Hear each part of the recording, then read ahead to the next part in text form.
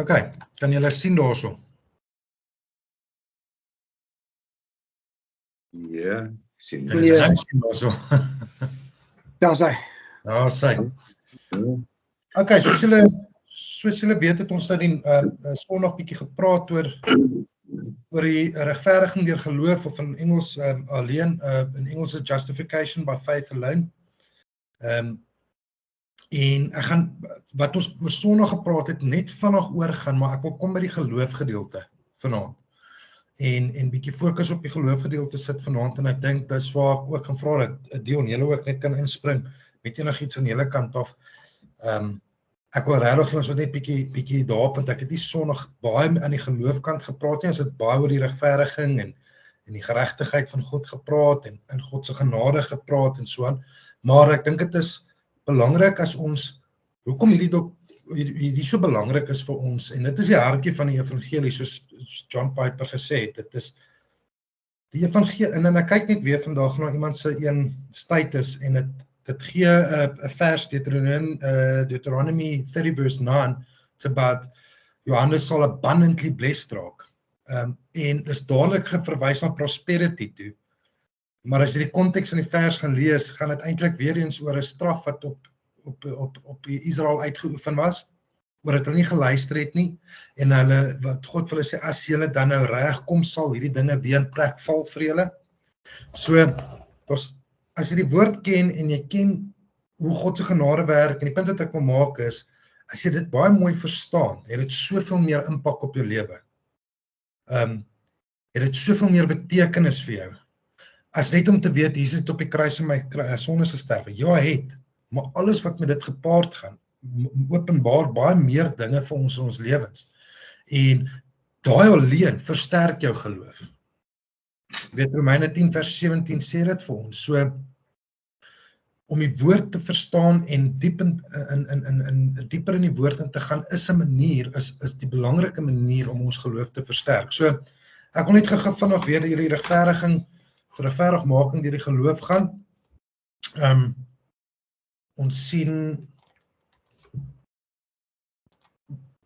woordbevestiging, ek het ook die Amplified Bybel aangehaal nou hierso vanaand, omdat hy baie van die woorde verduidelik en eintlik vir ons klaar in konteks sê waaroor dit gaan. Ons het Sondag gepraat oor Romeine 3 vers 21 tot 25, ek het nou die Engelse weergawe hier van die Amplified, en die titel, eintlik as jy gaan kyk in die Amplified, sê Justification by Faith. Okay, so dit is dit in Galasiërs 3 is die twee groot Justification by Faith gedeeltes in die Bybel, maar kom ons lees gou wat sê hulle hier. So vers 21 sê dit, but now the righteousness of God has been clearly revealed, independently and completely apart from the law, though it is actually, in brackets, confirmed by the law and the words and writings of the prophets. So, wat dit hier beteken het, ons moes nou gesê, dat die geregtigheid van God vir ons gegee is apart van die wet. Niks wat die wet kan doen, kan vir ons geregtig, ons kan nie geregtigheid ontvang of geregtig wees as gevolg van die wet nie.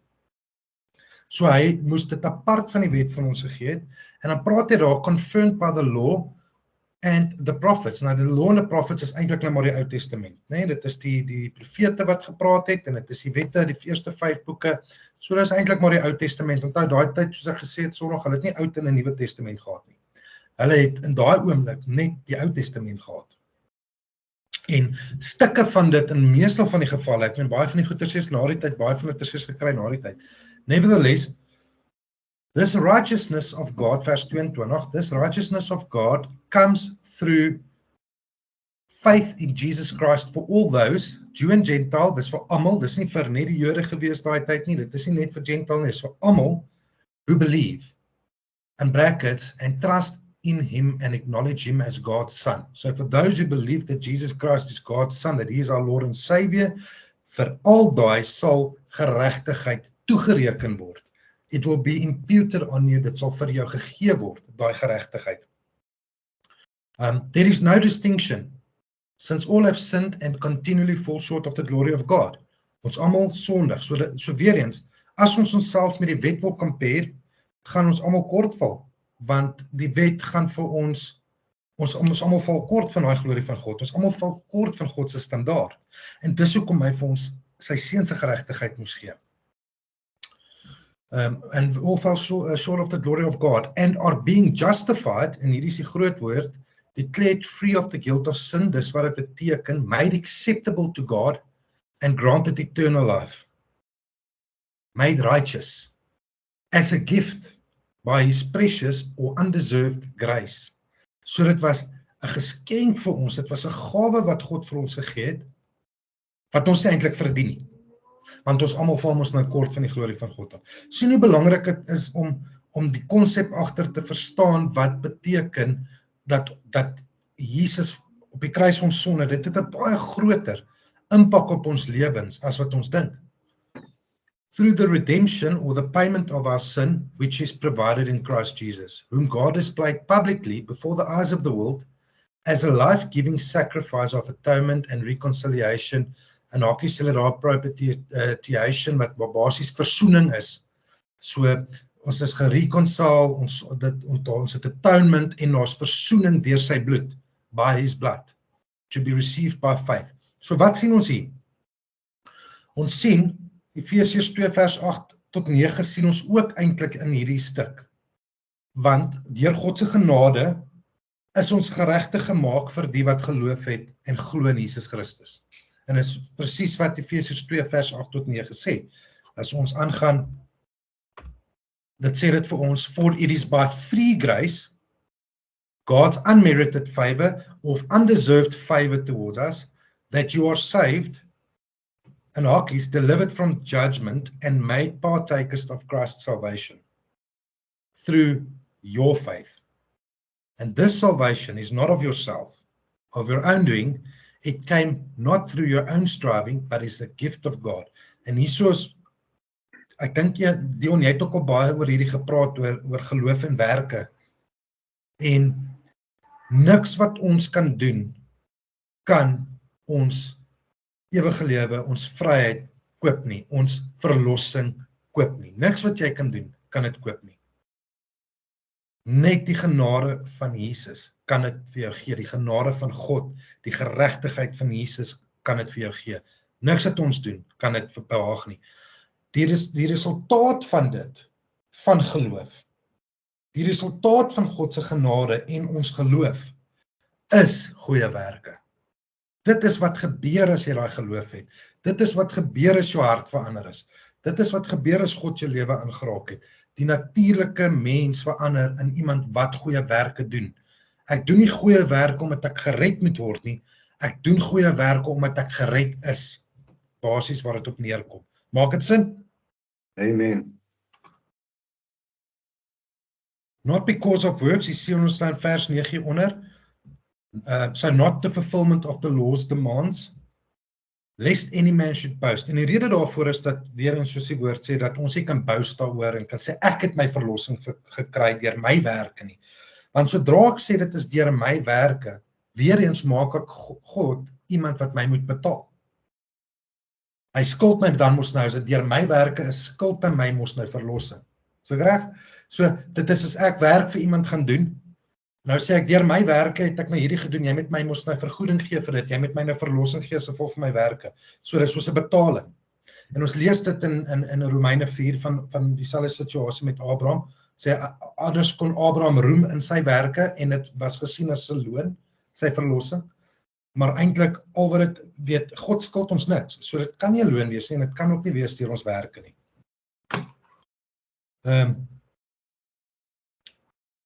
Waar was ek? Okay, So, yeah, it's not a result of what anyone can possibly do, so no one can pride himself in it or take glory to himself. Vers 10 sê, for we are God's, brackets, own handiwork, his workmanship. Skus, net gou vanaand alles wat gebold is en in hakies is die Amplified se verduideliking van wat hulle daar probeer sê, net dat julle weet. Okay? For we are God's own handiwork, his workmanship, recreated in Christ Jesus, born anew, that we may do those good works which God predestined or planned beforehand for us. Daar sien ons recreation weer. Daai ons het gepraat, nie Sondag nie, 3 weke terug toe ek gepreek het, toe praat ons oor regeneration. Recreation. Johannes 3, waar Jesus met Nikodemus praat, hy sê met weergebore word, deur water en gees. Dit is daai recreation in Christus wat ons van praat. So, dan deur dit sal ons goeie werke doen, en dit sal die goeie werke wees wat God dan nou vir ons beplan het. Wat ook al dit mag wees. That he planned beforehand for us, taking paths which he prepared ahead of time, that we should walk in them, living the good life which he prearranged and made ready for us to live. Nee? So, in a nutshell, ons is gered deur die genade van God, deur ons geloof, of uit die genade van God, deur ons geloof. Dit is niks wat ons gedoen het, is alles deur genade. Maar uit daai geloof uit, sal ons die goeie werke doen wat God vir ons beplan het. Dis die goeie werke wat van ons self afkom nie, dit is goeie werke wat God vir ons beplan het, dit sal ons deur ons nuwe recreation of ons rebirth, sal ons natuurlike mens wees om goeie werke te doen, die werke van God te doen, en dit sluit baie dinge in, hoor, dit is nie net, dit so variety, mens kan nie eens by die lys begin nie, dit sluit enige iets wat God jou op, die pad wat God jou op geplaas het, te doen, in volhard te hou in daai pad, dit is die goeie werke wat hy vir jou beplan. Dan wil ek net, en ons het die Sondag hieroor gepraat nie, en ek gaan vinnig deur hierdie netjie net lees, want hy is nogals lank, maar as Galatians 3, faith brings righteousness. Hierso praat Paulus met die met die Galatians, en hy sê vir hulle, hy beklei met hulle tot 'n mate, en sê, maar hoorie, ek was by julle, ek het julle geleer oor geloof, julle was, deur die Heilige Gees, was julle aangeraak en al die dinge het gebeur, en nou wil julle dit deur werke probeer, julle geloof versterk of redding koop, as ek dit so kan stel. En hy sê vir hulle, oh you foolish and thoughtless and superficial Galatians, dis nou die Amplified se gedeelte, who has bewitched you that you would act like this, to whom right before your very eyes Jesus Christ was publicly portrayed as crucified in the gospel message. This is all I want to ask you. Did you receive the Holy Spirit as the result of obeying the requirements of the law? Or was it the result of hearing the message of salvation? So hy vra hulle, dink julle dit was deur die wet? Of dink julle dit was deur die message of salvation? With faith, daar's belangrik, met geloof. Are you so foolish and senseless, having begun your new life by faith with the Spirit? Are you now being perfected and reaching spiritual maturity by the flesh? That is, by your own works and efforts to keep the law. Have you suffered so many things and experienced so much all for nothing, if indeed it was all for nothing? So then, does he who supplies you with this marvelous Spirit, for the Holy Spirit, and works miracles among you, do it as a result of works of the law, which you perform? So hy vra hulle sarkasties. Or because you believe confidently in the message which you heard with faith. So, hy sê, dink julle nou rarig weer eens, is dit uit jou geloof uit, of is dit in jou werke? Want hy het natuurlik gehoor dat die mense uitgepreek en gedoen, alles uit werke uit. En dit vat ons terug, Dion, na die Roomse Katholieke toe. Die Roomse Katholieke glo in faith, hulle glo in justification by faith, maar hulle glo in justification by faith and works. So hulle glo jy moet byvoeg. Jy moet goeie werke doen. Vir redding. Ons glo, en wat die Bybel sê, die waarheid sê, is, dis nie werke nie, dit is die werke is die resultaat van geloof, maar dit bring nie jou redding nie, dit is net 'n bewys van, jy is gered, dat jy goeie werke sal doen. En dit is die groot verskil vir die wat nie weet nie, is tussen die Katolieke en die protestante wat nou ons is dat ons weet dit is net deur geloof dat ons gered is. Niks werke of tradisies. Hulle het baie tradisies wat hulle volg. So what they're doing is they're adding to scripture. They add to scripture in the sense that they say that, okay, well, the gospel is great, but you need to do these things to be saved because the Pope said so. Ja, Dit is presies wat hulle sê. ja, so wat ons ook hier moet verstaan is dat ook die goeie werke in die Ou Testament, dit is wat Paul nou gedoen met die hele verkondiging van die evangelie deur geloof, want die geloof het ingekom saam met Jesus Christus. Voor Jesus Christus moes die mense nie geloof gehad, hulle kon nie geloof gewandel het, hulle deur goeie werke moes hulle reg lewe, hou die 10 gebooie, bly by die 10 gebooie, bly onder die wet van Moses, jy moet dit, jy moet dat, jy moet met hierdie beker salf, jy moet hierdie hoedjie dra, baie klas van dinge was deur goeie werke gewees. Toe Jesus toe kom en hy dit kom breek, daarom is ons geloof was toe opgebou in Jesus Christus. Yes. En vir die Gentiles om gered te wees, want hy geloof is niks anders as is to believe in the unseeing, is om te glo in die onsienbare, deur die bewyse wat daar is. En daarom is dit is kom die Romeinse Katolieke ook, ek sê altyd, as hulle vir my vrou die Romeinse Katolieke sê, ek dink altyd so daarna. They couldn't beat them, so they joined them, but on their own discretion, met hulle eie masker. Daarom soos in die Romeinse Katolieke en allerlei mense gebruik nog steeds baie Joodse tradisies, volgens wetwerke, maar hulle wil nog steeds van die geloof ook hê, van die red hê, die genade hê, and there is where you then start getting prosperous preaching, met ander woorde. So hulle wil basies die cream hê, maar hulle wil nie die werk doen. As jy verstaan wat ek bedoel. 100% net so. En as ons vers 6 lees, dan is dit presies wat Dion na toe verwys het, just as Abraham believed God, and it was credited to him as righteousness, as conformity to God's will and purpose, so it is with you also. As ons teruggaan na Romeine 3 toe, dan sal ons sien vers 5 sê, God het sy wrath op die sondaars, op die sonde teruggehou vir die mense voor Christus se tyd. Want dit was deur hulle, Abraham byvoorbeeld believed God, so he believed that he would be the father of all nations because God said so. He believed of the coming Messiah, so that Jesus is, so because of that he was made righteous. En dit is wat belangrik is, om het dan so te vergelyk, want weer eens volgens die wet sou hy kort, as hy net geleef het volgens die wet sou hy kort geval het. Because no one can fulfill the law except Jesus Christ. So understand that it is the people who live by faith with confidence in the power and the goodness of God. That is faith, is knowing that you are saved by God. Knowing that you are saved by what Jesus did on the cross. Dit is hy geloof om te weet, dit is wat gebeur het. Who are the true sons of Abraham?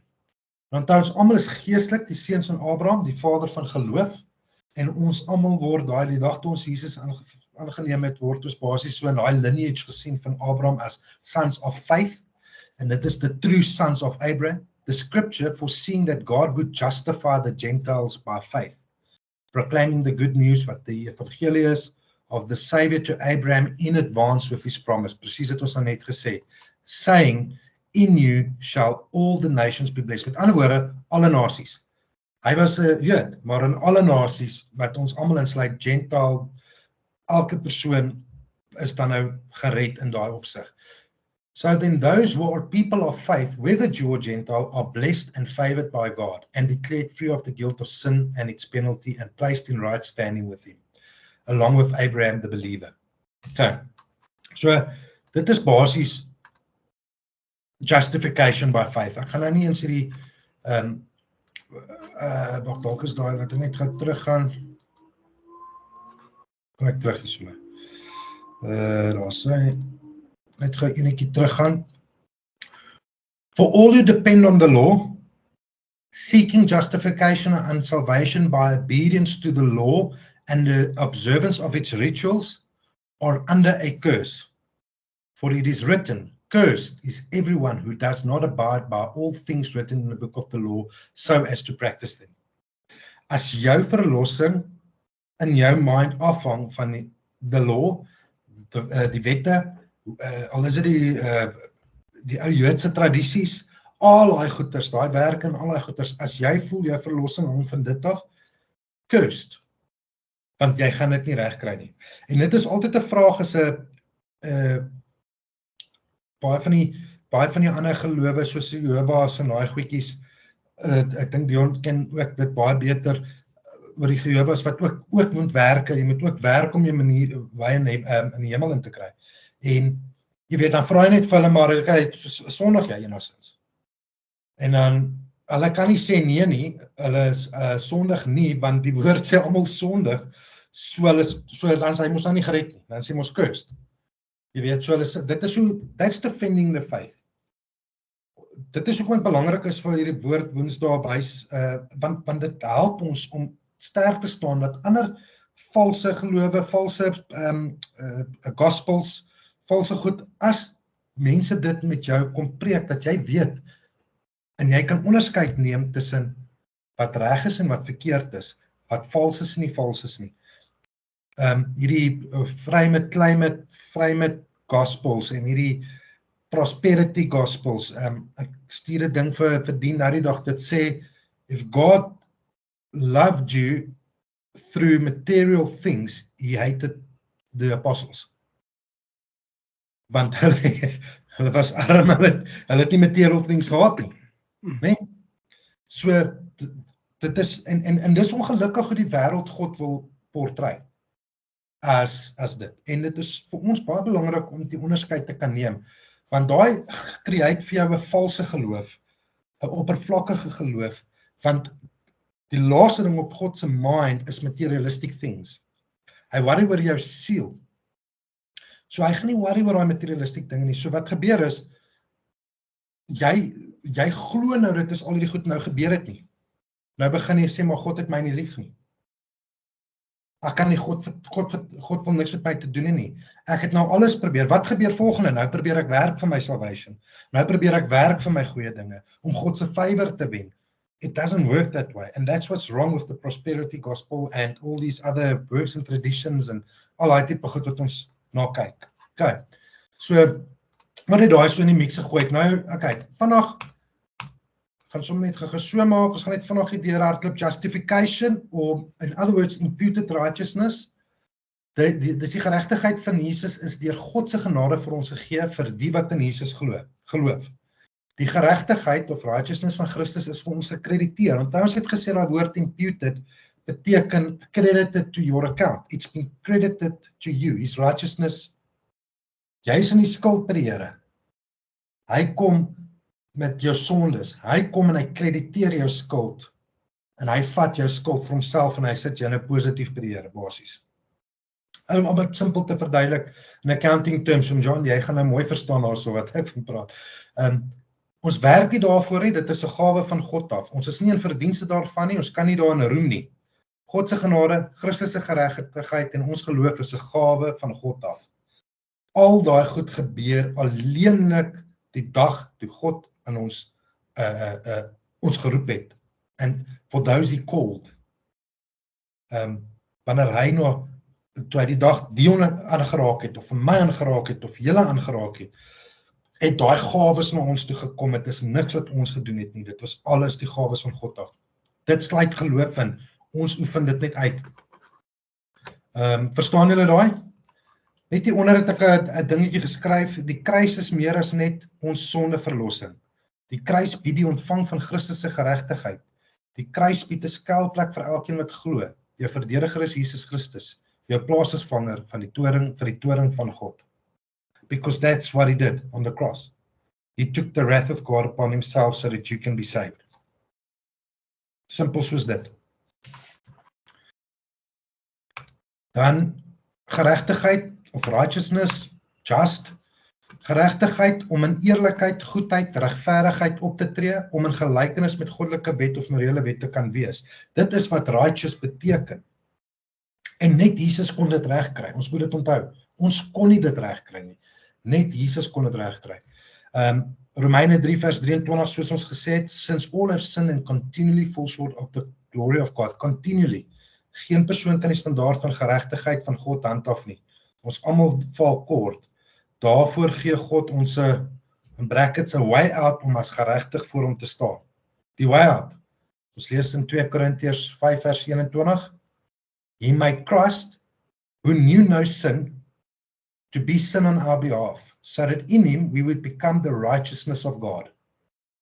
That is, we would be made acceptable to him and placed in a right relationship with him by his gracious loving kindness.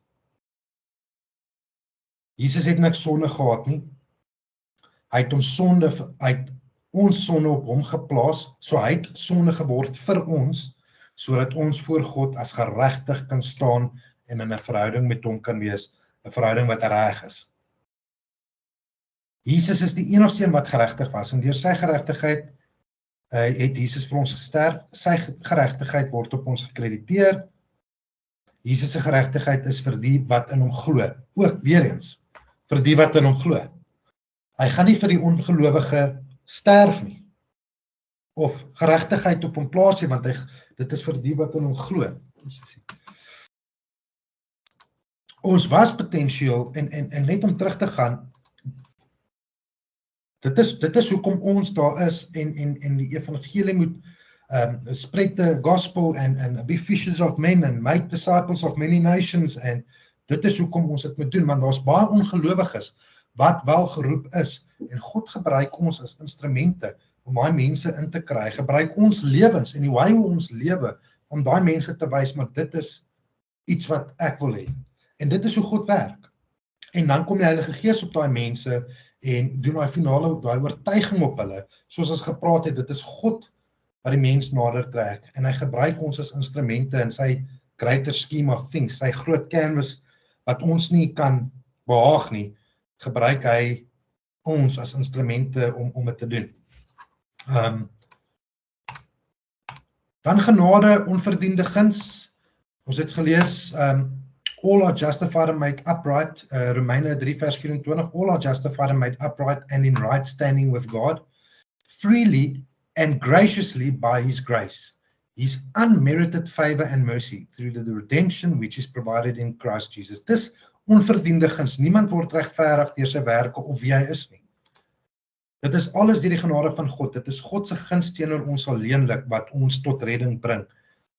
He alone controls our salvation.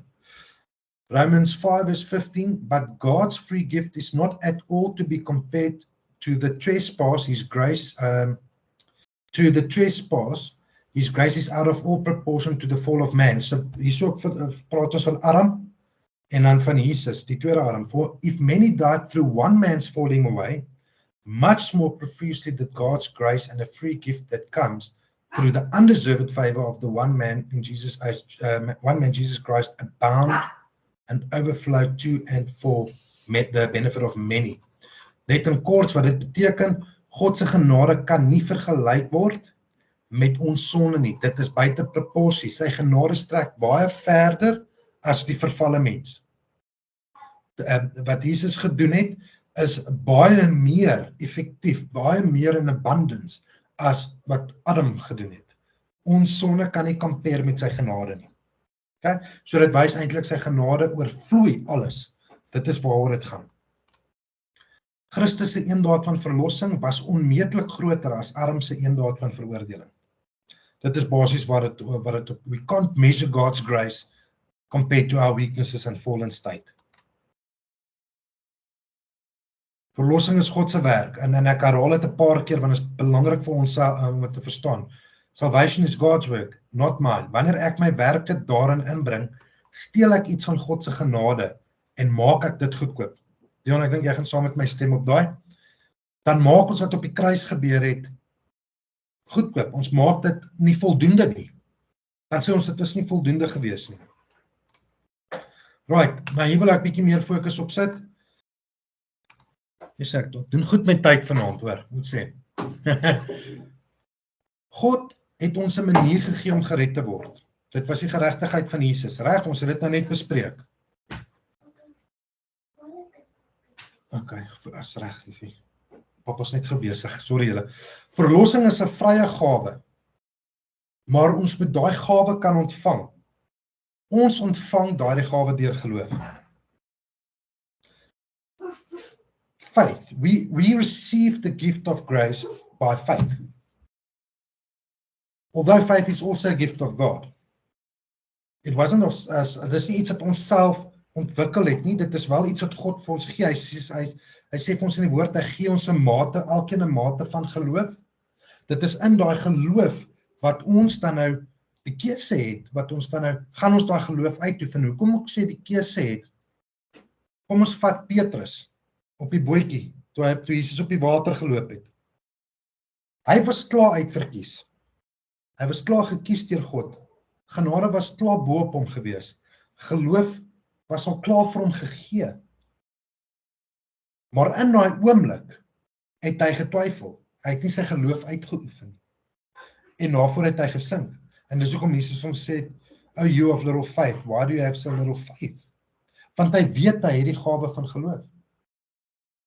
Selfde met die vrou wat so siek was.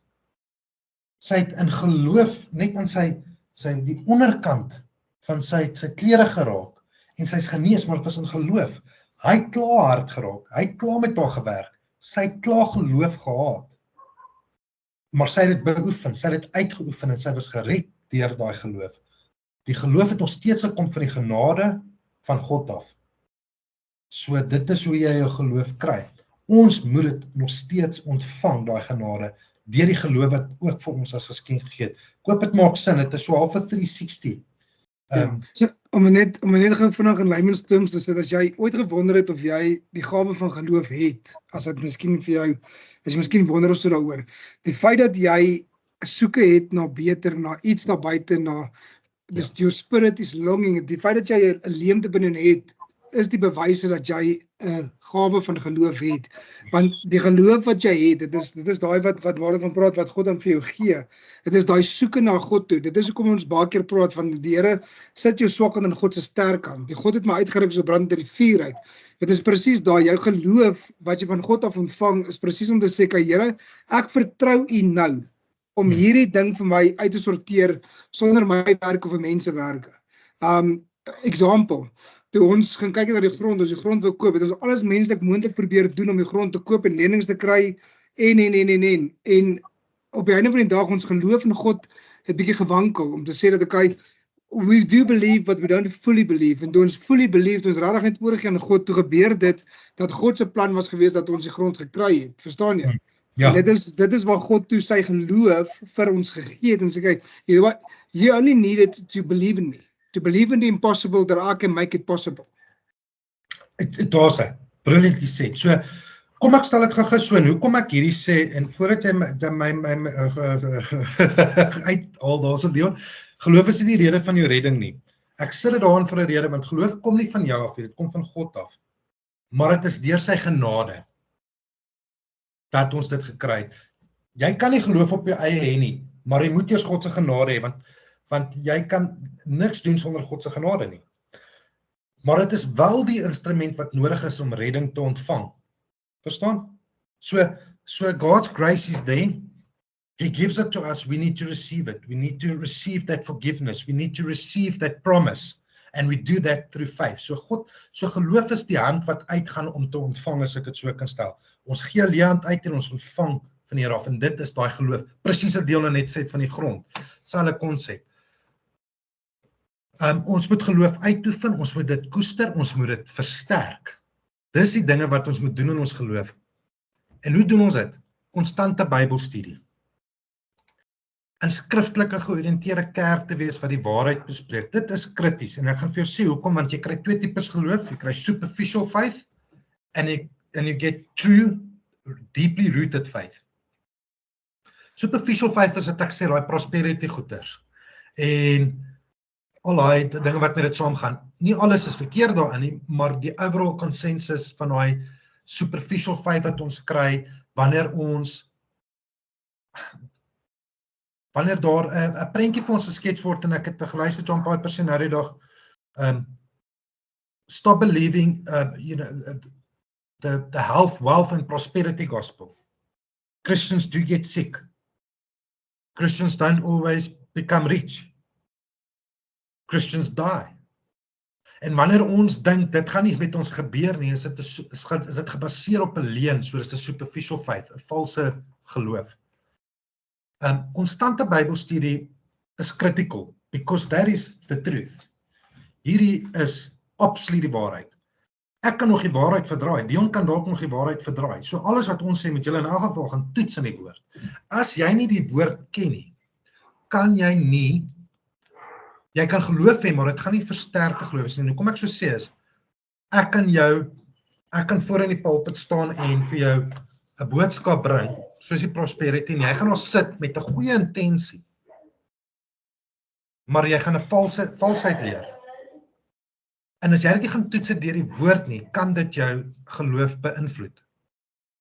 Nou, dit beteken nie noodwendig, jy gaan nie gered word nie, want die Here ken jou hart, en dit is hang af tog alles van wat in jou hart is, maar dit beteken miskien dat sekere dinge, soos daai golf wat rondval, né, Dion, wat is dit, ek dink is in Petrus, jy gaan geloof as ons rondgegooi word, ja. Yes, so, jy weet so, en ek dink dit is baie krities vir ons, so baie mense, een van die vrae van Sonne was, maar ek verstaan nie noodwendig die Bybel nie, so, Bybelstudie gebeur ook in skriftelike georiënteerde kerke. Bybelstudie gebeur ook in aande soos hierdie. Bybelstudie gebeur deur om goeders te kyk waar die woord van God bespreek word.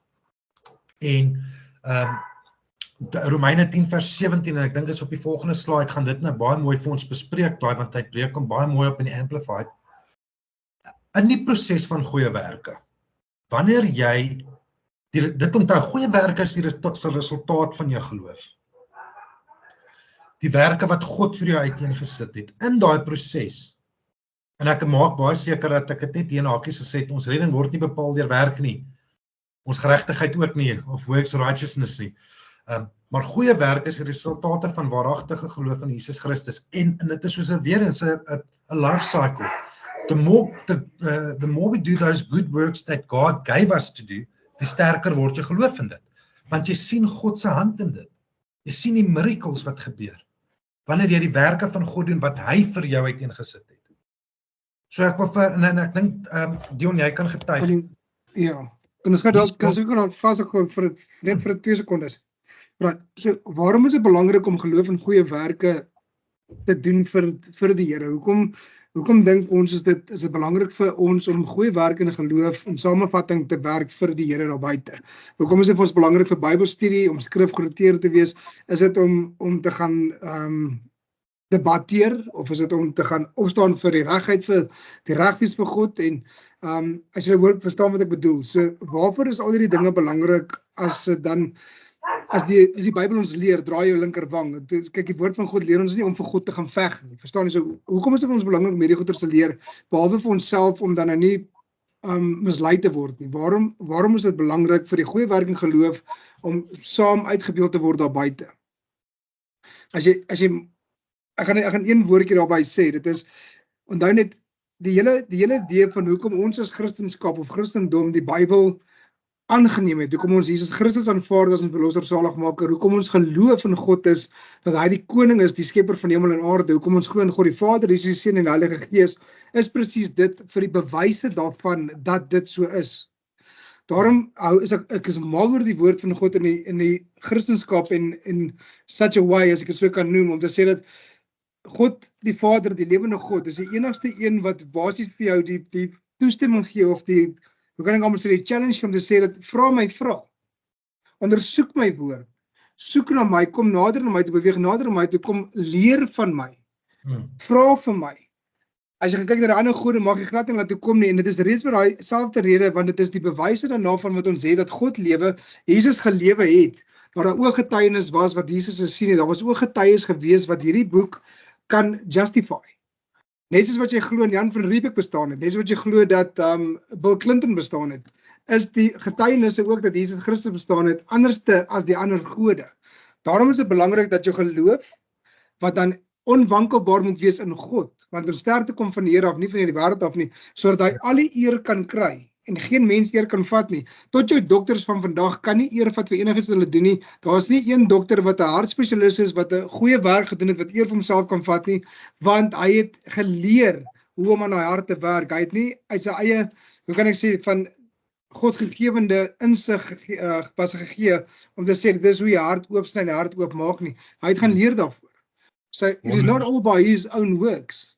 Verstaan jy, daar's 'n lektor wat hom geleer het wat eer moet kry, as jy verstaan wat ek bedoel. Ons dieselfde met dit, ons hele godsdiens, ons Christendom met die Here, ons wandel, ons lewe as 'n getuienis vir God is dan die eer moet na die lektor toe gaan, na die een hoor toe.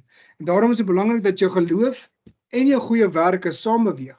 Ja. Because the good works that God will give you, it will astound this world. Maar dit sal nie algemene goeie werke wees wat ek en jy kan doen nie. So byvoorbeeld om die gras te gaan sny en skoon te maak. It's not that good works. It will be good works to say van hoe the hell kry dit reg dat hy deur sulke moeilike tyd gaan maar nog steeds dit en dit en dit en dit doen. Nog steeds na hier en hierdie mense kyk en nog steeds na hier en hierdie doen. Die werke wat God vir ons gegee het om te doen. How is it possible that this guy is still standing? Regverdige struikel 7 keer, hy staan nog 100% dit. Presies net so. En in daai net om hier af te rond en ek daai werke wat God vir ons gegee het om te doen, kom nie van ek wat dit moet doen nie, dit is net wie ek nou is, as ek dit so kan stel, dit is my nuwe so goeie werke sal wees soos om mense te lei na die Here toe, die evangelie te versprei. Daar is niks meer wat vir my en vir 'n Dion en vir 'n Dien wat voorstaan en geseënd genoeg is deur die Here en 'n gawe is vir ons om daar voor te kan staan en 'n voorreg te kan wees en voor te kan staan en 'n boodskap te kan bring vir onsself om te sien hoe dit ons geloof affekteer nie en hoe dit ons geloof versterk nie. Want jy sien hoe God werk. It's all God. Dis al. En dan met dit weer kan ek dit verder vat en dan daai boodskap weer verder vat. Want ek sien net hoe werk God en ek raak net meer daai verhouding met God raak beter, daai verstand van God raak beter. Die realiteit is so daar is baie maniere hoe jy jou geloof kan versterk en ek noem dit hier en ek sê hierso vir ons geloof kan deur ander middele ook versterk word, soos Christelike musiek. Dit kan ons exhort, dit kan ons 'n boodskap bring. Maar ons moet alles nog steeds teen die woord van die Here kan beproef en kan toets. Mense, ons moet dit baie mooi verstaan. Dit moet in lyn wees met God se woord. Anders is dit geloof wat nie op waarheid gebaseer word nie. Wees versigtig. My teologie en ek kan jou nou al sê ek dink die ons teologie die beste plek bly in die woord van God. Uit al die plekke uit. Die beste plek om jou geloof te bou is in die woord van God. En as ons Romans 10 verse 17 kyk, so faith comes from hearing what is told. So dit is wat kerk so belangrik is. Dis waar die evangelie versprei so belangrik is. Faith comes from hearing what is told, and what is heard comes by the preaching of the message concerning Christ. In die Afrikaanse weergawe sê hy vir ons, kan ek dit net gou vir julle kry, so hy sê vir ons, en ons sê die geloof is dus deur uit die gehoor en die gehoor is deur die woord van God. Ja. Vers 18, maar ek sê, het hulle miskien nie gehoor nie, ja seker oor die hele aarde het hulle stem uitgegaan en tot by die eindes van die wêreld hulle woorde. So, hoekom word ons geloof gebou op die woord van God? Simpel, want die Bybel is die belofte van God en die getuienis van Christus. Dit is ons as Christene waar ons geloof vandaan kry. En die woord van God is die woord van God is ook Jesus Christus, Johannes 1. Dit is ook die belofte van Jesus, die getuienis van Jesus. Hierdie is die getuienis van die lewe van Christus. The cloud of witnesses, soos die Engelse Bybel daartoe verwys, is vir ons gegee om te sê, hierso is julle witnesses, hier is die getuienis van die verlosser, jou verlosser, lees dit, ken dit, verstaan dit, wandel in dit, and you'll be okay. Nee? Ware geloof kan net op die waarheid van God versterk word, op die waarheid van God Jy kan hom nie versterk in 'n ander manier en dit moet op die waarheid van God wees. As jy hom versterk op ander maniere of nie op die waarheid van God nie, dan gaan dit nie oor God meer nie. Dan is dit 'n valse geloof in iets. Want onthou, almal het geloof. Ateës het ook geloof. Ons praat van geloof in God, in Jesus Christus. Ateës het 'n geloof in dat niks bestaan nie. Of hy het 'n geloof dan hopelik hy gaan môreoggend wakker word en by sy werk uitkom. Of wat ook al die geval mag wees. So almal het 'n geloof. Ons is net in die waarheid van God. Die woord van God is in hoe hy met ons praat. Deur self in die woord te wees, deur waarheid in 'n kerk te hoor, etc. Dit is hoe God met ons praat. Is deur boodskap, is deur preaching, is deur die woord. Ons sien wat sê ons het laasweek gekyk na 2 Timoteus 3 vers 16, wat praat van die woord is God breathed and is good for teaching, rebuking, reproof, al daai tipe goeders. Dit is waarvoor die woord van God is. En so bou mens dan geloof op die einde van die dag. Voetnota. En ek weet, ek gaan 'n paar ouens dalk ongelukkig maak, nie noodwendig in hierdie setting nie, maar in ander goed. Nie alle drome, musiek of gedagtes is noodwendig God wat met ons praat nie. Ons moet dit besef. God doen soms in die metodes, hy praat met ons soms in drome en so aan. Maar baie keer is dit meer ons begeertes en ons harte wat ons verraai om te dink dat dit God is. Toets alles teen die woord. God sal nie teen sy eie woord gaan nie. Ek het daai ingebring vir een rede. En hy, ek nou nie name nie meer, ons almal ken laas ons uit die wêreld gegaan het, die Here sê gekom het, Jesus sê gekom het op die 23ste September. Die man is al 50 jaar in die geloof. Hy ken die woord van God en hy doen. En nog steeds dink hy dat God het hom nou iewes skielik bo die woord geplaas, deur vir hom te sê iets wat God in die woord sê, niemand gaan weet wanneer die tyd is nie. En dadelik kon ek vir jou sê, en Dion vir jou sê, dis 'n leuen, want die woord van die Here verander nie, want God verander nie. Wat die woord sê is wet, wat die woord sê is wat dit is. As God vir ons sê, die wêreld, as hy vir ons sê, ek gaan soos die dief in die nag kom, en niemand gaan weet nie, nie eens die seun weet nie, dan gaan hy nie vir 'n meneer Botha in 'n droom sê, dit is wat dit is nie. En rightly kon hy dit dalk geglo het en gedink het, want hy was selfs oortuig in homself dat dit so was, maar as hy werklik gefokus het en die aandag van homself afgehaal het, in my opinie, en aan die woord gefokus het, dan kon hy potensieel gesien het dat, weet jy wat, miskien moet ek net terug gaan na die woord toe. Die probleem met dit is, wanneer ons onsself bo die woord ag, of ons gedagtes, of ons denkwyse bo die woord begin ag, is wanneer ons in 'n groot trap inval en in 'n probleem inval. Wanneer ons nie die woord goed genoeg ken nie, dan val ons ook vir daai trap. Hoeveel kinders van die Here het nie, en ons weet dit, hulle honde gaan uitsit, hulle huise gaan verkoop, hulle karre gaan verkoop, hulle werke gestop, want die wêreld gaan die 23ste September vergaan nie. Maar as verstaan wat ek sê, so toets alles teen die woord. God sal nie teen sy eie woord gaan nie. Toets jou drome en gedagtes en maak seker dit is van die Here af. Maak seker dit is die oortuiging van die Heilige Gees.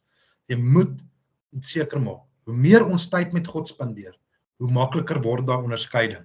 Ek dink dit is 'n feit. Dit is hoe meer jy in die woord van God spandeer, hoe meer praat hy met jou eerstens en tweedens, hoe meer kan jy onderskeid neem tussen valsheid en waarheid. Dit gaan nie gebeur as jy liedjies luister nie. God kan met jou praat deur dit, maar jy kan nie versterk word in geloof deur net dit te doen nie. En ek dink dit is vir ons krities om dit te verstaan. Okay, net 'n vinnige ding. Dan is ek klaar. Dan kan ons lekker Q&A doen en bietjie ander goed praat. Eerste 3 kolomme is wat ek nou oor gepraat het, die laaste 2 gedeeltes. Ons het gepraat oor hierdie soos die orde van verlossing. Baie ons het nog goedjies tussenin en van dit het minder, maar die Reformed version, as ek dit so kan stel, begin met regeneration. Ons weet, God gee vir ons 'n nuwe hart, dit is die wedergeboorte. Hy maak ons 'n nuwe mens. Ons is gebore weer van water en gees. Ons weet nie dit gebeur nie, dit gebeur net. Ons weet nie waarvan af dit kom nie. Johannes 3 verduidelik dit so. In daai oomblik gebeur 'n conversion. Ons kom tot bekering. Ons vra vergifnis. Dit word op ons geplaas en ons doen dit in geloof. So dis regeneration, conversion. Dan kyk jy na die volgende 3, justification, adoption en sanctification. Soos dis 'n tegniese ding. Ons word regverdig gemaak, dis 'n once-off. As God jou gejustify het en sy geregtigheid, Christus se geregtigheid op jou geplaas het, dan dit is jy is in die hand van Jesus en Jesus in die hand van sy Vader. Jy is in die hand van die Seun en hy in die hand van sy Vader en niemand kan jou daar uithaal nie. Niks kan nie.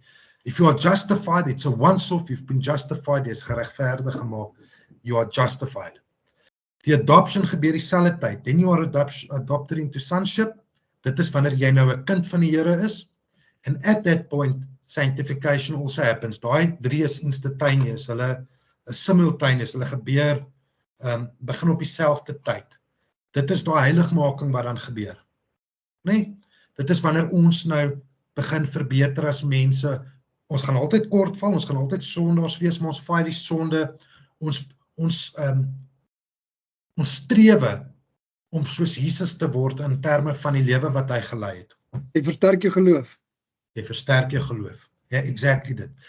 En daar is die proses wat ons deurgaan, en dit is basies die ore van verlossing, om net 'n goeie indikasie te gee van hoe dit werk. Glorification gebeur die dag, wanneer ons glorified word in die hemel, wanneer ons totaal en al die menslike natuur van wat ons afval, daar is nie meer sonde nie, daar is net perfection. Dit is dan glorification of verheerliking wat dan gebeur in die hemel. So dit is die stages wat met ons gebeur. Hier en daar, verskillende sektes sal op 1 of 2 van die goed omruil. Hierdie maak vir my die meeste sin as mense ons skrif lees en ook baie beproef deur ander teoloë en so aan. En ek hou nogals van hierdie, want dit gee oue, dit het ons net in Romeine gelees, basies. Ja, so Leonie is gemute, dit lyk of jy iets wil sê. Goed, maar in 'n nutshell, dit is net wat ek oor vanaand wat gepraat het. Ek dink, ek gaan net so maak. Ons sê, vir my was dit baie belangrik, ons het baie gepraat oor geregtigheid en alles die laaste rukkie, maar ek dink dit is baie belangrik vir ons om te besef waar geloof vandaan kom, hoe om die geloof te versterk, wat is ware geloof. Ons moet besef dat wat ons byvoorbeeld hier doen, wat ons doen in 'n kerk, dit is alles maniere om ons geloof te versterk, om ons geloof op te bou. Ek het eendag in 'n preek gesit wat hulle gesê het, you have to be fit in your faith. Met ander woorde, jy moet konstant met jou geloof werk, in die sin van Bybel lees, Bybelstudie, met die Here praat, in die kerk wees, daai tipe goeders doen, want dit is wat jou geloof versterk, ultimately. Dit is om genade te ontvang. Dit is om die gawes van God te ontvang, is deur daai geloof te hê. Daar's baie metodes, maar die veilige metode en die waaragtige, diepgewortelde metode is, in alle eerlikheid, is in die woord van die Here en die preaching of the word of God. Dit is waar jy dit gaan kry. En dit is hoekom ek krities is, en ons het dit gesê Sondag, en ons sê dit elke week, en hoekom ons hierdie woord wys Woensdae doen is, dit is krities vir ons om die woord te ken en om baie goed te ken in daai verhouding met Jesus. Dit bring ons nader in die verhouding met die Here. It bridges that gap, wat so baie Christene het, want so baie Christene het geen klou wat eintlik in die woord van die Here is nie. En so hulle val rond. Jy weet, en ek dink dit is belangrik, jy weet, vir elkeen van ons, geloof is nie hoeveel groot jou geloof word ook nie gemeet met die wêreldse goed wat jy het nie. Dit word nie gemeet met die kar wat jy ry, die huis wat jy het, die bankrekening wat jy het nie. Daar is 'n valse geloof, of 'n false way of thinking what faith is.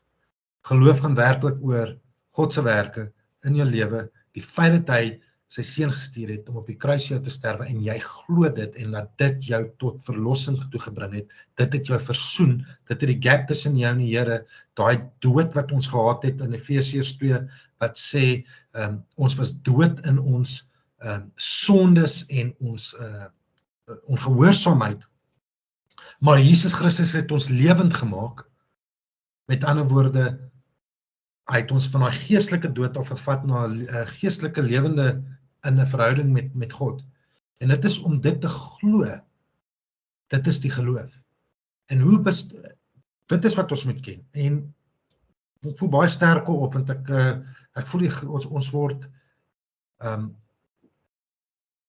Christen is een van die en ek probeer dit nou nie, ek dink die hele is nie, maar Christene is van die lakser gelowe, as ek het so kan stel, mense wat actually weer tyd met die Here spandeer maar ons is ook the most demanding. Ons wil ook die meeste hê van die Here af, nê? Maar ja, dit is net vir my belangrik dat ons in daai geloof staan en weet waaroor die kern van die evangelie gaan. En ja, Dion, ek weet nie of daar nog iets is wat jy wil byvoeg nie? Ja, ek dink ons kan maar net nou Q&A's doen as daar mense wat nog nie regtig mooi verstaan oor die geloof en so nie. Ek het 'n vraag wat ons dalk kan vra is dat Sorry, Dion, net ja. As hy nou weer uitsny, moet ons net weer inlok, maar ek dink hy gaan uitsny net jy gesê. Ja, kom ons toets nou, ons kyk. Okay, right. Okay, so ek het 'n vraag wat ek wil vra en dan kan jy miskien my antwoord en dan kan ek miskien bysit op dit. As ek wankel in my geloof, beteken dit dan God het my verlaat? Nee, onthou God verlaat nooit vir ons nie.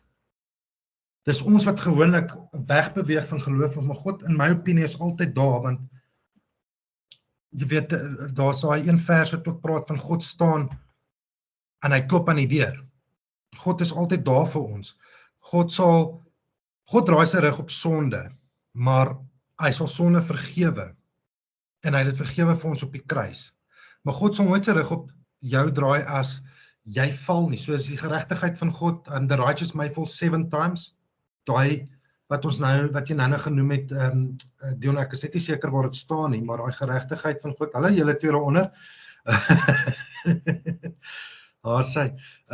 So in my opinie, en wat skrif vir ons sê is, dat wanneer ek wankel in my geloof, beteken nie God het my verlaat nie, dit beteken ek het 'n skeiding veroorsaak, maar die verlore skaap, die verlore seun, Jesus praat van die skape, die wat verlore was, en jy weet, die wat werklik wegdraai van geloof af, Dion, in my opinie, is die wat nooit werklik geloof gehad het nie. Ja. So, kom ek stel dit so, daar waar hulle praat van apostasy, die wat in geloof was, and all of a sudden they became atheist. You never had faith. Ja. That's as simple as that. Gaan ek en jy soms twyfel? Absoluut. Gaan ons val? Yes. Moet ons nou dit net aanvaar en sê, nee, dis wie ek is? Nee, ons moet probeer om dit nie te doen nie. Romeine 6 gaan ons baie mooi daarvan leer in ons volgende lering, maar jy weet, God trek nie weg van ons af nie, dit is gewoonlik maar ons wat die wegtrek doen, is ek nie, weet so, ja. Dit is ook belangrik om te weet dat, as jy voel, partykeer die wankel in die geloof, en dit voel vir jou asof die Here weggetrek het van jou, omdat jy in die geloof wankel, nou, ons het nou die ins en outs van geloof gehad, om te sien, geloof is believing in God for the impossible to be possible, dit is wat geloof is, alright, maar partykeer is dit dat ek glo dat God gaan hier vir my deurkom, but sometimes it just feels like he's too far away, ek kry nie antwoord vir dit, jy moet ons ook weet dat God sal ook geloof gebruik, because onthou nou, God's faith is not through our perfection, is through God's righteousness, so God sal ook baie van die kere geloof gebruik om jou geloof te versterk, daarom sal jy baie van die kere kry, jy het voel asof jy vier oond vir God is, wil vir God alles werk, en die hele wêreld gaan plat hardloop, en dan voel dit asof jy skielik uitgebrand het, en dan voel dit vir jou asof jy geloof in God min geraak het, of jy geloof in God weggeraak het, of verlore geraak het, omrede jy nie meer so in die brand is, as jy vir God was op 'n tyd nie. Maar ons moet ook verstaan dat God gebruik baie van die kere jou geloof, it will you take it and show you out shallow places, plekke waar jy nog moet versterk, plekke waar jy nog moet sterker word. As jy gaan kyk na 'n paar van die disciples wat ook in geloof gewankel het, ek meen Thomas was doubt. David het uitgeroep en sê, hoekom ek? En John the Baptist, die question if Jesus was really the one. So almal het wankel in geloof, maar dit het hulle versterk. It showed their shortcomings for what they need to build and work on. So baie van die keer wat ek wil by dit sê, is dat as jy miskien deur 'n dip gaan, en jy voel asof jy het nie meer geloof nie, met ander woorde, dis maklik om God te vertrou as dit goed gaan. Let's be honest, kom ons let's go bygones. Dis vir my maklik om God te vertrou, dat ek aan die einde van die maand 'n uitdag gaan hê vir kos en vir slaapplek, as dit goed gaan. Verstaan jy? As die besigheid goed gaan, geld in die rekeninge loop in, it's easy to trust God. It's a different story if you have to trust God as jy nou minstens R5,000 in jou bank sit en jy weet môre debiet ondersoek hulle vir allerlei aftrekkings. It's a little bit more difficult to trust in God. To sê, maar Here, nou gee ek voorwaarlik oor. En dit is gewoonlik aan van die kere wat dan voel dit ek maar Jesus, miskien glo ek nie genoeg nie. Dis kom uit nie met my gebeur nie. Maar dan kry miskien 'n seëning want hy glo dalk sterker as ek vir glo. Of daai mense se geloof is sterker in die Here. Dis hoekom hulle dit kry en ek kry dit nie. Is not always the case. Dit is bitter min die keuse. Want dan goed is nie aan vir mens nie. Hy weeg nie op volgens jou geloof en sê ja, Martin meer geloof dan kry hy meer goed nie. It's not how God works. It's by his righteousness.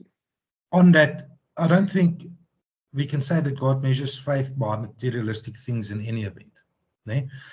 Dit is dinge wat God, sommiges wat ons mee geseën word en ons dank hom daarvoor, maar ware geloof, en ek wil eintlik hierdie wat jy nou sê, James 1, Jakobus 1, en maar ek like die Engelse weergawe, consider it pure joy, my brothers and sisters, consider it pure joy. Now, pure joy means iets wat jy net kan hê by die Here, ware vreugde, ware vrede en ware vreugde.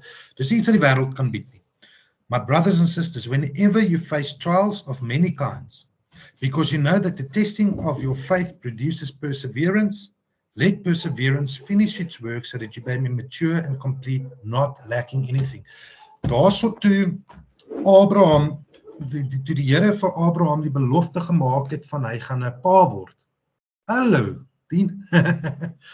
Toe Abraham die belofte, die Here vir Abraham 'n belofte maak van jy gaan 'n seun hê, jy gaan 'n pa word. Hy het 25 jaar lank in daai geloof gewandel. Hoe dit nie sy geloof versterk nie. Was daar kere wat Abraham en selfs Sarah gewonder het, hy hoorie, weet jy nie so lekker of dit gaan werk nie, Sarah, ons weet sy het gelag, sê vriende, ek gaan nie weet, maar hulle het nog steeds in die overall daai faith gehad, en daai faith het nog steeds deurgekom, en dit het hulle versterk. Ons gaan baie keer deur dinge gaan in ons lewens, wat ons geloof gaan toets. Ons lees dit in Jakobus. Ons moet deur sulke dinge gaan. En dit versterk ons geloof, dit maak ons, hoe kan ek sê, ja, dit versterk ons as mense ook. Net as die natuur van ons, en dit versterk ons geloof in die Here. En weer eens, geloof is nie gebaseer in my opinie op enige wêreldse goed, soos wat ons sekere van die ouens daar buite wil probeer maak nie. Ek dink ware geloof is 'n vreugde ding wat jy het met die Here. Dit is daai inner joy and peace wat jy kan hê met die Here. Dit is daai wete dat as die Here môre kom, gaan ek by hom wees. Dit is daai belofte wat hy vir ons gegee het om te glo dat wat hy gedoen het op die kruis more than enough is. Ek niks hoef te doen nie. Dit is daai geloof. En dan, ja, ek dink baie keer val ons uit die geloof uit 'n bietjie of ons twyfel, want dit is die menslike natuur. Dion, jy het 'n preek gedoen laas jaar op kamp, of toe ons by die konferensie was in Newcastle van die Didymus, van die toon. En jy weet, ons het die vlees en ons het die gees, en baie keer van die vlees en ons het ongeloof of ons twyfel oor iets. En that does not mean that your salvation is gone. Dit beteken net jy is mens, soos Paulus, soos Petrus, soos al die manne wat ook maar gestambel het en ook baie keer gewonder het, en selfs Abraham en Moses.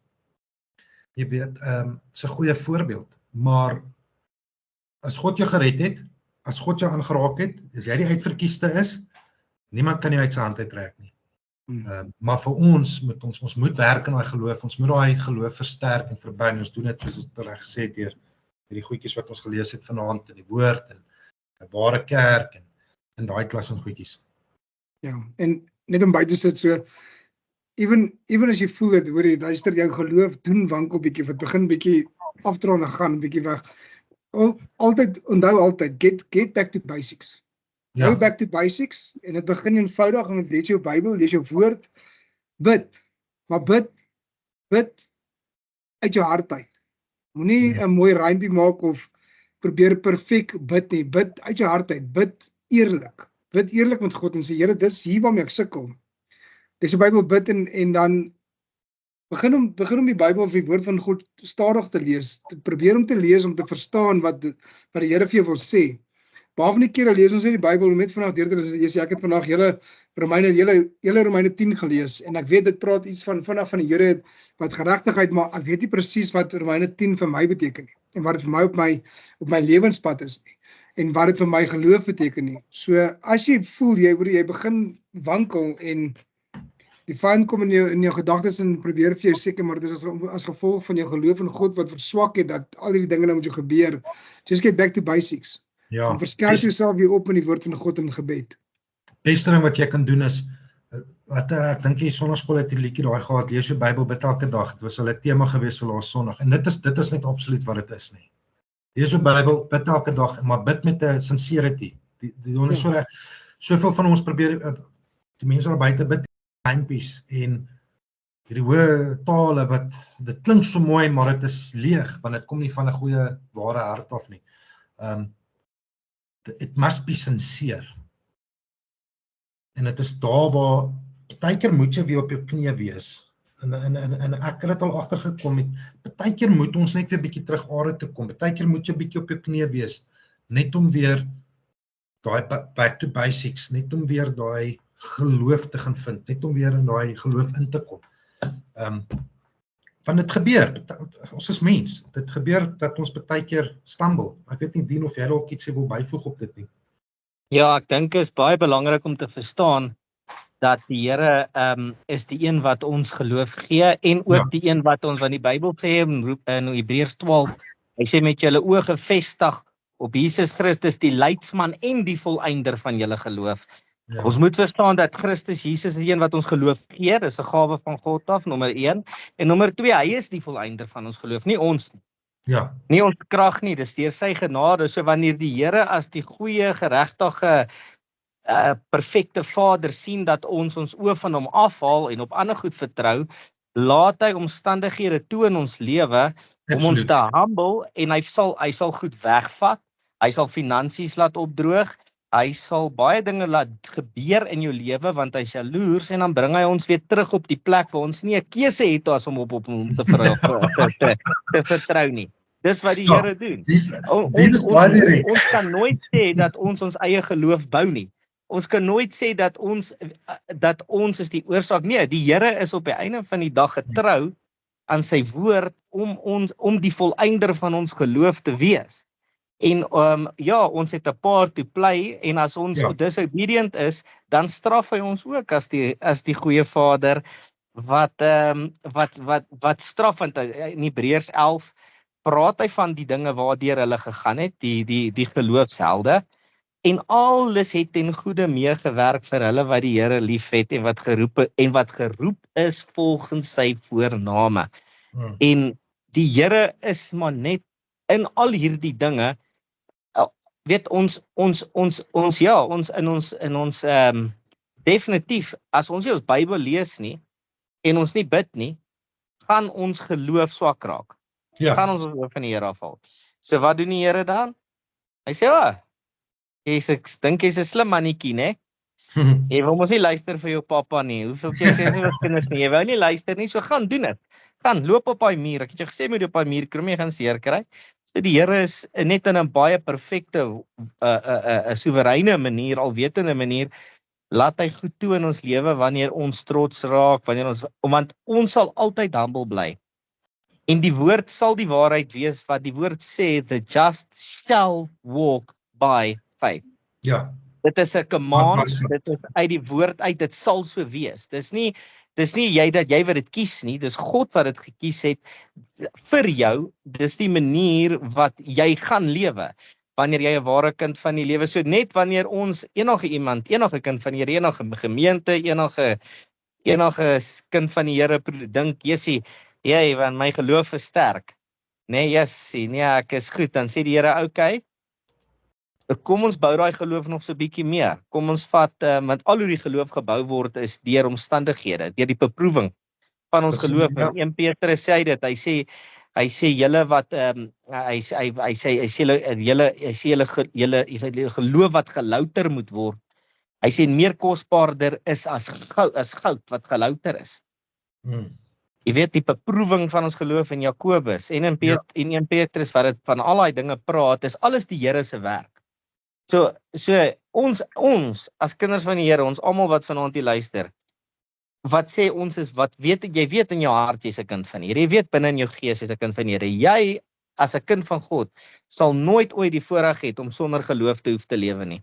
Ja, 100%. Die Here sal dit nie toelaat nie en dit is nie hoe hy werk nie. En nou jy het nou genoem van the righteous, the just shall live by faith, en daai is in Galasiërs, ons het dit nou gelees snaaks en dit never seen nie, wys jy net hoe dit werk, en dit is presies wat jy gesê het, en dit sê, die Amplified Version says, the righteous shall live by faith, but the Lord does not rest, nou ons gaan dit verder, but the Lord does not rest on or require faith, it has nothing to do with faith, en dit is om maar separation te bring, but the righteous shall live by faith, dit sal net gebeur. Gaan ons baie keer, soos ons sê, val, stumble, the righteous may fall 7 times, ons dit onthou, ons is nie perfek nie, ons strewe na dit toe, maar ons is nie, en wanneer ons stumble, is presies wat jy daar sê, is dan wanneer ons weer bietjie gevorm moet word, Dion, jy het ook gepraat oor daai laas jaar, die praat oor die pottebakker, jy weet, wanneer hy ons moet vorm, en hy moet ons weer bietjie reshape, jy weet, ons 'n bietjie dit nodig het. And it is I consider it pure joy, brothers and sisters, when you go through many trials. In Jakobus, dis presies dit. Die Amplified sê eintlik, when you go through many temptations. So dit sluit baie dinge in. Ja. Oh nee, julle, ek dink dit is van kardinale belang dat ons daai dinge verstaan, dat ons duidelikheid het as kinders van die Here om te weet dat die slegte goed, as goed vir wat vir ons sleg lyk, as goed met ons gebeur wat vir ons sleg lyk, en dit lyk asof alles uitmekaar uitval, is eintlik die hand van die Here. En as jy dit snap, lewe jy het nog steeds nou en dan daai bietjie daai vlees kom in, en daai angs kom in, en daai vrees kom in, en daai twyfel kom in, maar oor die algemeen, as ek dit so kan sê, het jy altyd die wete, dat ag man, dan ruk jy weet die Here ruk jou reg, jy ruk jouself reg, as ek dit so kan stel, jy kom tot jou sinne, en jy sê, maar die Here is mos in beheer, waarvoor sal ek twyfel? As mense teen jou opstaan, dan sê die woord, hy sê, as God vir my is, wie kan teen my wees? Verstaan jy, dan kom al die goed weer op, en dan, dis hoekom dit belangrik is om jou Bybel te lees en te studeer, is om die skrifte te ken, sodat wanneer jy ook bid, dat jy nie net bid uit 'n vleeslike hart uit nie, maar dat jy woord bid. Soos wat Dion nou gesê het, jy lees jou Bybel en bid elke dag. Ja. Weet, dit is jou, want as jy nie in lyn met die woord bid nie, dat sê na dieselfde Jakobus sê dit, julle vra en julle kry nie, want julle bid verkeerd, want julle bid in ongeloof. Hy sê, want julle bid om dit op julle eie welleste uit te dien, om julle eie begeertes op dit uit te dien. En so as jy die woord bid, as jy die woord ken, jou Bybel lees, en dit verstaan, en dit op dit vasgryp, en jy bid dit, en jy sê, Jessie, maar wie kan my uit die hand van die Here uitdruk? Geen gees, geen swaard, geen vyand. Niks kan my van die liefde van God skei nie. En as God vir my is, wie kan teen my wees? Dan stig die woord jou, en dan stig dit daai geloof weer, en sit dit vir jou voet op die rots. Nee, 100% dit. En ek wil net ietsie byvoeg op dit. En dit gaan oor die woord, weer eens Bybel lees, die woord te ken. Wanneer jy die woord ken vir wat die woord is, en dit is nie vertwis nie, bou dit geloof, want ons lees dit, wanneer dit gepreek word, wanneer dit sê, dit is hoe jy jou geloof versterk, nie jou geloof nie, maar die geloof wat God vir jou gegee het, maar vir simpel terme praat ons maar altyd van jou geloof, nee? Maar ons weet eintlik, dit kom van God af. Dit is jou versterk. Gaan dink aan Jesus toe, en hy is die perfecte example, onthou, Jesus is ook die perfect example. The perfect teacher, the perfect example set for us, na wie toe ons na toe kan strewe, nee? Toe hy in die woestyn was, het hy die vyand verslaan met die woord. En al 3 kere was dit kom almal uit Deuteronomium uit, wat die vyand die woord teen hom traai gebruik het. Maar Jesus het die kern agter die woord geken. Ja. Hy het die hermeneutics geken, as ek dit so kan stel. Hy het geweet wat bedoel God met die woord daarso. En hy het dit gebruik om die vyand te verslaan. As jy nie jou woord goed genoeg ken nie, of jy ken hom oppervlakkig, en die vyand kom, en jy vat 'n vers wat niks met prosperity te doen het nie, en jy sien dit as prosperity, maar die vyand kom, dan gaan hy jou verslaan, because you did not know the word, and it was a false faith, Ja, as ek so kan sê. Definitief. Jy moet die woord, en ek weet dit baie keer is moeilik, dit is hoekom dit belangrik is om hierdie aande te hê, en dit is hoekom dit belangrik is om 'n kerk te sit, en dit is hoekom dit belangrik is om goeie teoloë te volg, en net self die Heilige Gees te vra om die woord vir jou te openbaar. Nee? Dit is die belangrikste van almal, is dat ons net, dat die Heilige Gees ons die woord openbaar, want dit is ons wapen, Efesiërs 6, Dion, jy bid dit altyd vir ons, Swaard van die Gees. swaard van die Gees, en dit is die woord van God. Simpel That's it. soos dit. Dis die enigste wapentoerusting wat ook aanvallend is. Nie dat ons wil rondloop en aanvallend wees nie, maar wanneer ons deur die vyand betree word om te sê, dan kan ons die woord van God teen hom gebruik en sê, maar dis nie my God sê, presies soos Jesus gesê het. Nee, my God sê dit in die woord. En dan hoef ek nie noodwendig te val nie. Soos daai golf wat rondgegooi word nie, in Jakobus 1 ook. Ja, Daar is ek. amen. Dit is, enige vrae? Nou Justin, ek sien net 'n paar vrae daar. Die nuus vra net, waar is ons korrelgoed seep? Ja, sê maar jy kry die pyp op. Daai pyp. Koop 'n groter pyp. Maar die steeds op is toe, man. Tempo. Ja, nee, lekker man, lekker. Nou is hy. Ek het hier in die tail end in gespring. Sorry julle, want ek het Joshua se stoei. Ja. Toe jag ek huis toe. Jy, Ons verstaan daai al te goed. Ek dink ons, dit is maar die daily life, nee, wat besig raak. Ek het nie eens die huis gemaak nie. Sê weer? Ek het nog nie eens die huis gemaak nie. as ek julle kyk, lyk Dit klink soos jou probleem, Ek is by die huis. Ek gaan net nou vir my vrou gaan kuier.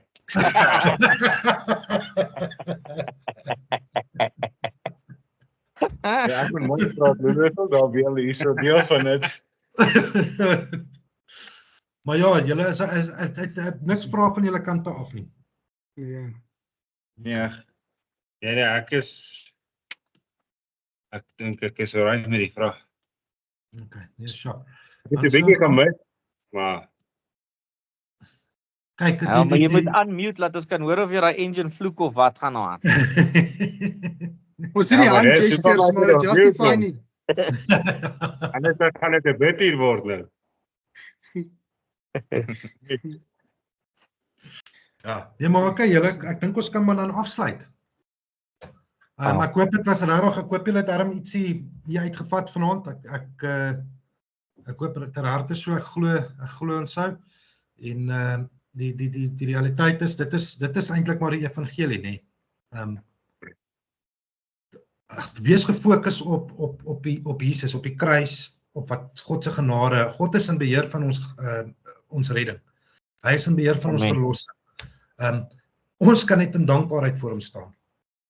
En daai dankbaarheid sluit in dat jy in geloof wandel. Daai dankbaarheid sluit in dat jy God se goeie werk wat hy vir jou bepaal het, doen. Dit is deel van jou danksegging. That's a true and proper worship. Offering yourself as a living sacrifice to him, your whole body. Jy weet, Romeine 12. En dit is al wat ons nodig het om te doen en om die Here te loof en te prys vir dit en net in dankbaarheid te wees vir hom. Dit is nie al hierdie ander goed vir die mense. Dit is nie so moeilik om te verstaan. Dit is eintlik baie eenvoudig. Eintlik very much easy. So, maar ja, ek gaan Dien, sal jy sommer vir ons afsluit en dan. Okay. Hemelse Vader, ons kom na U toe en ons sê dankie Here dat U ons soveel duidelikheid gee uit die woord uit, Here, en dat U ons leiding gee. En dat Here, U woord is 'n lig vir ons pad en 'n lamp vir ons voete, Here. Here, en ek bid vanaand, Here, vir elke persoon wat U luister, Here, dat U hulle die verligte oë van die verstand sal gee, Here. Here, want alles is 'n gawe uit U hand uit. Here, en ons sê dankie vir almal, Vader, wat U gebruik om voor te berei, om ons te leer, Here. En ons gee aan U al die lof en al die eer. Here, lei ons net in waarheid, Here. Lei ons in opregtheid, Here. En Here, soos vanaand, Vader, ons so gepraat het oor die pottebakker en die klei, Here. Here, wil ons al wat ons wil hê wees is klei in U hande, Here. En U mag ons vorm en U sal ons vorm, Here. En dankie dat die woord van geloof, Here, elke persoon stig, Here. Here, en ek bid, Vader, dat vrede oor die harte sal kom, dat elke persoon sal besef dat God is in beheer. U is nie buite beheer nie, Hemelse Vader, U is in beheer. Van elke liewe ding wat gebeur op hierdie aarde. Here, U is die soewereine, almagtige God, Here. En dankie dat ons vanaand die voorreg kan hê om na U toe te kan kom deur die almagtige U seun, Here.